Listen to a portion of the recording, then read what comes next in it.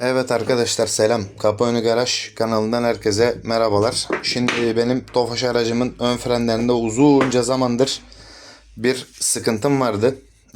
Ön frenlerim benim sıkıyordu. Yani ayağım frene attığım zaman hars hurs böyle garip sesler çıkıyordu.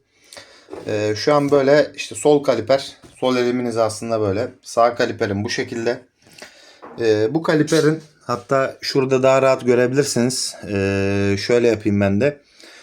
Şurada bunun kaliper pistonun etrafında contası var. İçinde de bir o-ringi var. Şimdi geliyoruz sol tarafa. Bu pistonun etrafındaki conta dağılmış, yok olmuş. Hatta ben bunun yarısını baltanın üzerinden topladım. Sağ tarafa bakıyoruz. Her şey yolunda gözüküyor. Fena değil. Bu neden böyle oldu? Birincisi şu lastik yırtıldığı için bu kaliper, yani benim sol kaliperim su aldı abi. Bu benim pistonum paslandı. Bu ileri geri hareketini düzgün yapamadıkça sıkıştı. Şimdi balataya geleceğim. Bana bunun zararı ve yaşattığı ne oldu diye. Nereden uyandın sen bu işi diye. Şimdi oraya geleceğim. Oraya kadar gelmeden en azından çözebilmeniz için sizlere de bir bilgilendirme olsun. Bu sıkıntıyı yaşayan, bu arabaları kullanan bütün vatandaşlara bir bilgilendirme olsun diye baştan sökmeden, parçalamadan bir çekeyim dedim. Şimdi sağ tarafın balatalarına geliyoruz. Aynen söktüğüm pozisyonda. Bu iç tarafa bakan balata. Yani arabanın motor tarafına bakan. Bu jantın, lastiğin tarafına bakan balata. Ki normalde bunun böyle olmaması lazım. Atıyorum, bu balatayımız, dıştaki balatayı ben neredeyse hiç kullanmamışım. Tertemiz. Buna gelmişim 5 milimetre kalmış. 5'ten fazla yani, bu 7-8 milimetre. Zaten bir asimetrik basma var. Aslında benim bu sağ kaliperimde sakat demek oluyor bu. Şurada da bir elimi sileyim bezle. Şimdi kamera değiştireceğim. Şimdi geldik sol tarafa. Durum daha vahim. Şu balata saca kadar dayanmış. Dik duracak mı bilmiyorum. Dik durmuyor bile. Şöyle biraz bir kalipere yaslayalım. Heh, durdu. Şimdi bu balataya dönüyorum abi. Bak, sol balata, bu kaliper sökerken böyleydi. Yani şu çıkıklıktaydı. Bak, buna bakıyorsun. Şu faturaya kadar bir tornavidayla göstereyim daha net olsun. Hani gömülmüş. Normal hizasına kadar gömülmüş. Yani şu pistonun ucunun şu döküm kısma kadar geliyor olması lazım. Balataya bakar mısın? Bak, bu resmen saca inmiş. Ki zaten sacın kalınlığı aşağı yukarı 4,5-5 milimetre. Saca inmiş. O harturt sesi bu yüzden yapıyor. Bu balatam baya yemiş. Çünkü bu kaliper hep sıkılı kalıyor. Sürekli ben ayağım frendeymiş gibi. Normal giderken bile. Ne oluyor? Bu balata mı dayanır yani, bunu anladım. Anlatabiliyor muyum? Bu şimdi düşmüş 4'e, bu düşmüş saca kadar. Ki kaliperlerimiz orijinal. Bosch marka. Yani bu, ben bir ana merkez değişti diye hatırlıyorum bu arabada. Bizim benden önce değişmediyse bunlar fabrikanın taktığı kaliperler. Ki zaten Bosch dediğimiz marka Bursa'da fren fabrikası olan, işte Tofaş'a, Renault'a fren sistemleri üreten bir marka. O yüzden de orijinal fabrikasyon kaliperlerinin olması muhtemel. Tabii dediğim gibi, yani yine daha parça uzmanı arkadaşlar vardır, tamirciler vardır. Şöyle parça numarasını vesaire göstereyim. Desinler ki kardeşim yanlış konuşuyorsun veyahut da doğru konuşuyorsun. Bu şekilde de bunları da çekmiş olalım. Ben şimdi hiç bu kaliper revizyon işine girmeden bu şekilde önden bir bilgilendirme videosu gibi atayım dedim. Bunu araya gireceğim. Bu şekilde olacak. Şimdi bunları sökeceğiz. Şu içerideki contaların ve şu kısımda, hani pistonun çalıştığı kısımdaki o-ringin tamir takımlarında zaten hazırı var. Pistonları sökünce pas durumları, özellikle şunun ne çıkacağını bilmediğim için pası temizleyip bu pistonu tekrar kullanabilirsem evet kullanacağım. Kullanamazsam pistonların da sıfırı var. Kaliperleri bu şekilde sıfırlayıp arabanın üstüne geri koyacağız. Bu şekildeyken sökmek biraz zor oluyor. Şöyle en kalınından, şu elimdeki gibi değil, bu küçük. En kalınından en heybetlisinden bir düz tornavidayla şu kızak kısımlarına vurarak kibarca dediğim gibi, çünkü kızak burada çalışıyor. Hani modern arabalarda gibi bir kaliper pimi sistemi yok Tofaş'larda veya da Renault 12'lerde. Şu kızak yuvalarını, kundak yuvalarını, öyle diyorlar sanayi ağzıyla, kundak yuvalarını bozmadan mümkün mertebe en dışlardan vurarak tornavidayla bayağı bir zor çıkardım. Şimdilik bu şekilde. Dediğim gibi revizyon aşamalarını aynı video içerisinde izliyor olacaksınız. Şimdilik bu şekilde.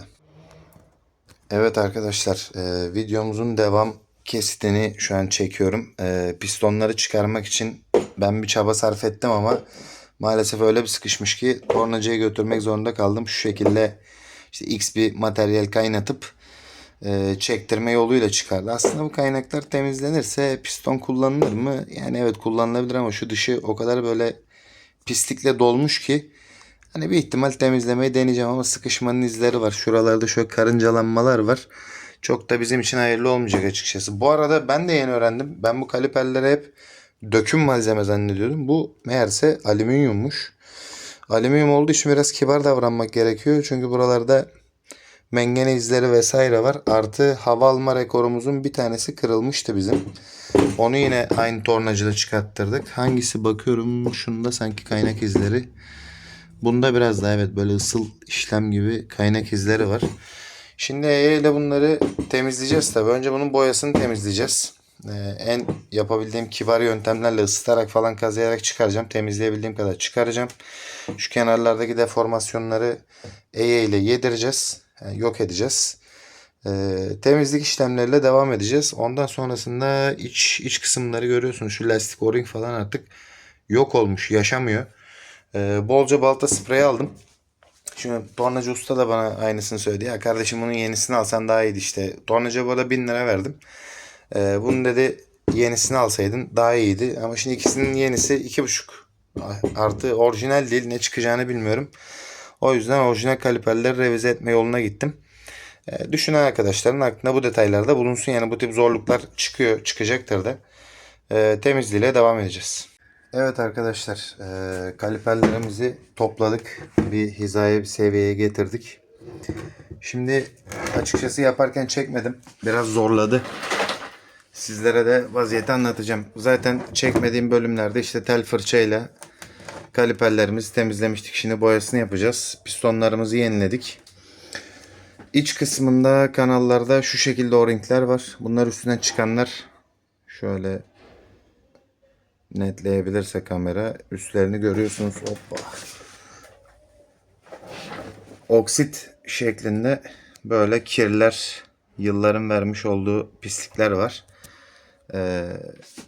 O şekilde sıkıntıları var. Şu dış körüklerini yeniledik. Bunları biraz daha takmadan düzelteceğim. Tornavidayla düzeltmedim bilerek. Yine aynı şekilde bu körükler. Şöyle pistonları içeri bastırmak biraz zor oluyor. Eski bir balata. Akabinde de bir tane şu şekilde cıvata ile mengenede bunları basarak yerlerine dibe kadar itirdim. Zor giriyor. Yine sanki bir sıkışacakmış gibi bir izlenim var içimde. Emin de değilim. Orijinali kurtarmak adına böyle bir hummalı bir mücadeleye girdim. Yeni kaliper almak daha mı iyi olacaktı? Göreceğiz takınca.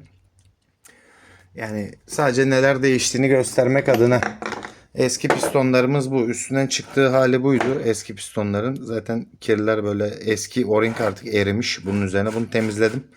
Aslında hala kullanılabilir. Burada böyle kaynaklar var. Hani bunları da yine zor zamanlar için temizleyip bir ihtimal saklayacağım. Çünkü şu kısım çok önemli değil yani. Sadece bu balataya basan kısmı. Şurası ağzı düz olsun yeter. Ağzın düz olması yeterli. Şimdi bunların boyasını yapacağız. Boyadan sonra neleri değiştirdik, neleri taktık, bunlardan bahsedeceğiz. Bazı parçalarını sıfırladık. Dediğim gibi şu pistonlar sıfır, dış körükler sıfır. İçindeki şu hizada aşağı yukarı o-ringler sıfır. Dışlarını bu şekilde temizledik.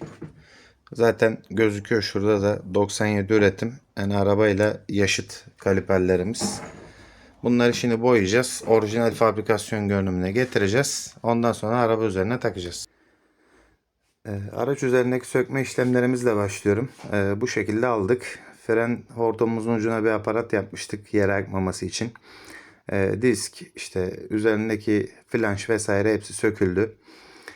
Akabinde bu kırılan rekor için tornacıya gitmek zorunda kalmıştık. Bahsettim. Yani yılların işte sök tak esnemesi bu şekilde bir sıkıntı yaratmış bize. Sonrasında diskimizi görüyorsunuz. Balata resmen oymuş diski. Bu şekilde bir sürüş yani çok da açıkçası güzel ve güvenli olmuyordu. Frenlerim zaten zayıftı. Ve aşırı şekilde ses problemim vardı. Sonrasında kaliperin braket kısmı, bu yaylar ve balta tutucular değişti. Bunlar da sıfırlandı. Temizlemeden önceki kaliper gövdemiz.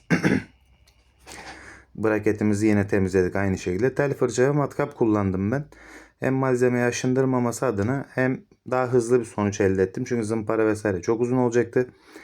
Boya aşamasında çinko, astar ve ısıya dayanıklı yaldız boya kullandık. Orijinal görünümü tercih ettik.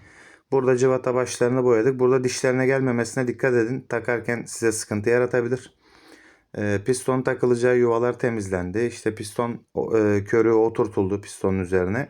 Piston içeri doğru çakıldıktan sonra da gövde ile ikisi birbirine monte edildi. O şekilde tarif edeyim. Akabinde bir tanesi görüyorsunuz montajlı, soldaki, sağdaki daha takılmadı. Araç üzerinde de bu şekilde işte balta sacını vesaireye boyayarak aracı tamamlamış olduk. Fren hissiyatı şu an mükemmel. Yapacak arkadaşlara kolaylıklar diliyorum. İzlediğiniz için teşekkürler.